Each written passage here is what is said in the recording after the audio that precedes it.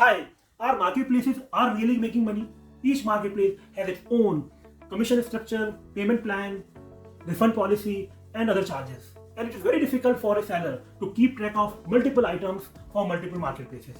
Hello friends, I am Sajal Goyal, partner at Spacia Associates LLP and business mentor. Today we will discuss very important process in finance department, marketplace payment reconciliation. ये payment reconciliation क्यों जरूरी है, वो कौन से factors हैं जो मुझे ध्यान रखने चाहिए अपनी पेमेंट्स को रिकंसाइल करने के लिए। यहाँ पेमेंट्स का मतलब है वो पेमेंट्स जो मुझे अपनी सेल्स के अगेंस्ट में मार्केट प्लेसेस से रिसीव होनी है। आगे बढ़ने से पहले हम लोग डिस्कस करते हैं कि सेलर और मार्केट प्लेस क्या है, D2C क्या है। सेलर और मार्केट प्लेस और D2C का मतलब है वो कंपनीज जो अपने प्रोडक्ट्स या सर्विसेज को directly market places like Flipkart, Amazon, Meesho, Myntra के थ्रू सेल करते हैं या एनी अदर मार्केट प्लेस या अपनी वेबसाइट के थ्रू सेल करते हैं। जैसे जैसे इंडिया में कंज्यूमर का कॉन्फिडेंस बढ़ा है ऑनलाइन परचेज में, हर बिजनेसमैन के लिए ये इंपॉर्टेंट हो गया है कि वो अपने एक्सपेंशन प्लान के लिए, बिजनेस को एक्सपेंड करने के लिए इन मार्केट प्लेसेस को अपनी स्ट्रेटेजी का पार्ट बनाए। Now coming back to the reconciliation, जब भी कोई कंपनी अपने प्रोडक्ट या सर्विसेज को मार्केट प्लेसेस के थ्रू सेल करती है तो मार्केट प्लेसेस बहुत सारी कॉस्ट या डिडक्शंस करते हैं उस पेमेंट सेलर को पेमेंट करने से पहले। तो वो बहुत इंपॉर्टेंट है, वो कौन सी डिडक्शंस हैं, वो कौन सी कॉस्ट है जो जिसका रिकंसिलिएशन बहुत जरूरी है। तो एक एक करके हम वो सारे कॉस्ट को अंडरस्टैंड करेंगे और समझेंगे। What are the challenges is market place seller faces while payment reconciliation. वो कौन से चैलेंजेस हैं या हार्डशिप है जो एक सेलर फेस करता है अपने मार्केट प्लेस के पेमेंट रिकंसिलिएशन के लिए। Number 1, order date versus invoice date. Market places में क्या होता है, जब भी कोई कंज्यूमर ऑर्डर करता है तो ऑर्डर डेट और इनवॉइस डेट में डिफरेंस होता है। Let's say he orders on 25 September but लेकिन उसका गुड्स जो डिलीवर हो रहे हैं, एक्चुअली इनवॉइस जो जनरेट हो रही है वो 1 अक्टूबर को हो रही है, 2 अक्टूबर को हो रही है। तो जीएसटी में ये रिकंसिलिएशन बहुत जरूरी है कि हम जीएसटी कैसे फाइल करते हैं। Ideally invoice date is your ideal date for GST purpose, लेकिन कुछ लोग ऑर्डर डेट के बेस पे भी करते हैं जो कि तरीका गलत है। तो इसको ये रिकंसाइल करना, क्योंकि मंथ एंड पर और ईयर एंड पर ये डिफरेंसेस काफी आते हैं। Number 2, the commission fees. Market places charge करते हैं different commissions on different categories और प्रोडक्ट।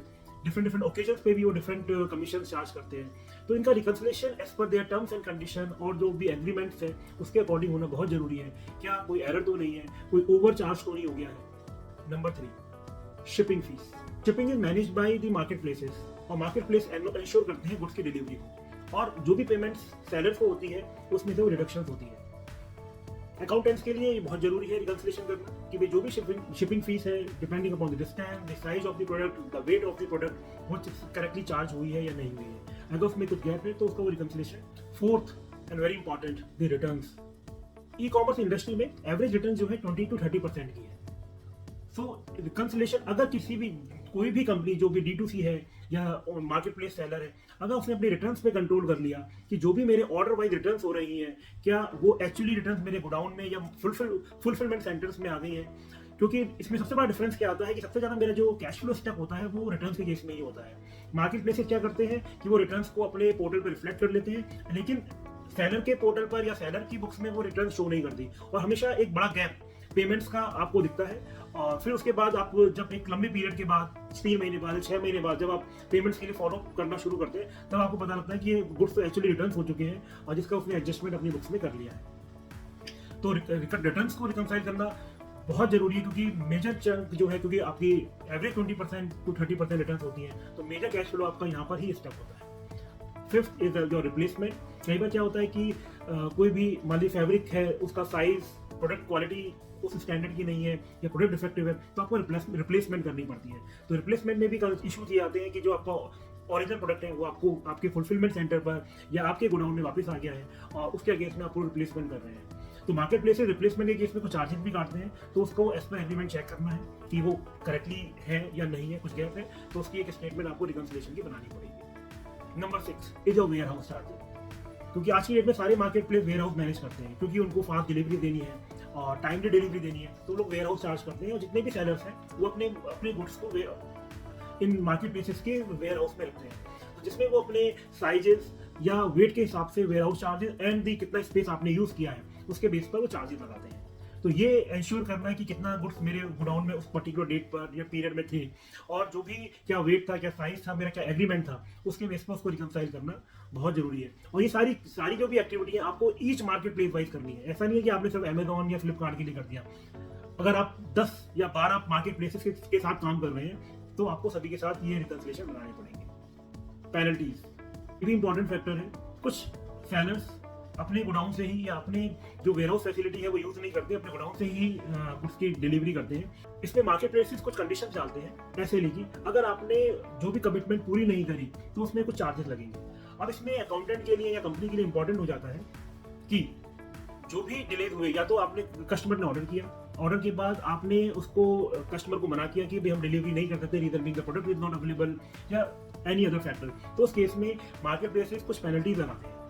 या डिलीवरी लेट हुई, लेट के केस में ये देखना जरूरी है कि जो भी ये डिले हुआ है it is because of the seller और द लॉजिस्टिक्स। अगर ये लॉजिस्टिक्स की प्रॉब्लम है तो आपको चार्ज नहीं होगा, तो कंपनी उस लॉजिस्टिक्स कंपनी पर अपनी पेनल्टी इम्पोज करेगी। तो ये सारे रिकंसिलेशंस, ये सारी चीजें हमें ऑर्डर वाइज देखना बहुत जरूरी है। कितनी हमारी पेनल्टीज लगी, उन पेनल्टीज का क्या जस्टिफिकेशन है, क्या वो करेक्ट है या नहीं है। And last not the least the taxes, क्योंकि ई कॉमर्स में टीडीएस की एप्लीकेबिलिटी है। जो भी आप सेल करते हैं उस पर टीडीएस काटती है ई कॉमर्स कंपनी, और जीएसटी कलेक्शन करती है जो कि आपको रिम्बर्स होता है। And finally you calculate your tax liability और मंथ ऑन मंथ बेसिस पर आपसे पे करते हैं। तो जो भी टीडीएस करते हैं उसका रिकंसिलेशन होना है एवरी मंथ, या क्वार्टरली इसका रिकंसिलेशन करेंगे, और मंथ में जो भी आपकी सेल है उसको आपको जीएसटी के उससे पे करना पड़ेगा।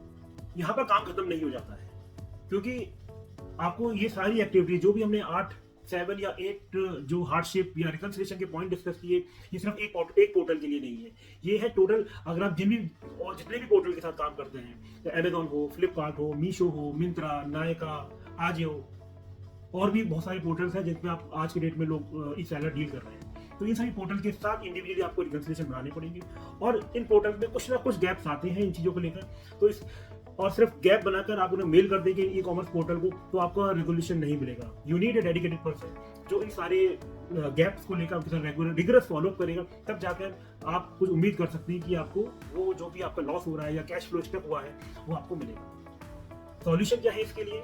मार्केट प्लेस में रिकंसिलेशन के कुछ सॉफ्टवेयर भी अवेलेबल है और कुछ लोग मैनुअल भी कर रहे हैं। सॉफ्टवेयर की अपनी एक लिमिटेशन है। लिमिटेशन 2 या 3 जो मैं देखता हूँ हम लोगों ने काफ़ी काम किया हुआ है कि या तो वो अभी कंप्लीट नहीं है, वो हर सिनेरियो को चेक नहीं कर पा रहे हैं। वो ठीक है आपकी रिटर्न्स को कैप्चर कर लेंगे, लेकिन आपके जो भी कमीशन हैं और अदर शिपिंग चार्जेस हैं या पेनल्टीज हैं उनको वो मॉनिटर नहीं कर पा रहे हैं। और सेकेंड कि सभी पोर्टल्स पर ये सॉफ्टवेयर काम नहीं कर रहे हैं। हो सकता है कि आपके अमेजॉन और फ्लिपकार्ट पर तो काम हो रहा हो, वो इफेक्टिवली काम कर रहे हो, बट लेकिन बाकी और भी जो मेरे 10 या 15 पोर्टल्स हैं उसमें आपको मैनुअली ही रिकंसिलेशन बनाने पड़ेंगे। इस वीडियो में इतना ही है, और आप मुझे कमेंट करके बताइए आप कुछ कोई भी ई कॉमर्स कंपनी या D2C ब्रांड कोई भी चैलेंज फेस कर रहा है फाइनेंस डिपार्टमेंट को लेकर, so we are here to help you. हम आपको गाइड कर सकते हैं कि कैसे आप अपने ऑपरेशन को इफेक्टिव बना सकते हैं और इस रिकंसिलेशन को ऑटोमेट कर सकते हैं। हमने अपने इन हाउस कुछ ऐसे एक्सेल बेस्ड सॉफ्टवेयर बनाए हैं जो कहीं ना कहीं रिकंसिलेशन को टू सम एक्सटेंट तक हमें हेल्प करते हैं और हमारे जो टाइम लगता है उसको हम लोग कम कर पाए। अगर आप इस तरह की वीडियो और भी देखना चाहते हैं तो हमारे चैनल को सब्सक्राइब कीजिए और कमेंट बॉक्स में हमें बता सकते हैं कि आप कोई भी प्रॉब्लम फेस कर रहे हैं, तो जो भी अगर हमारे पास एक्सपर्टीज है हम आपको वीडियो के माध्यम से या वीडियो में जो हमारा मोबाइल नंबर है, कॉन्टैक्ट डिटेल्स है, मेल ID है, वहाँ पे कॉन्टैक्ट करके आप हमें बता सकते हैं। Thank you very much.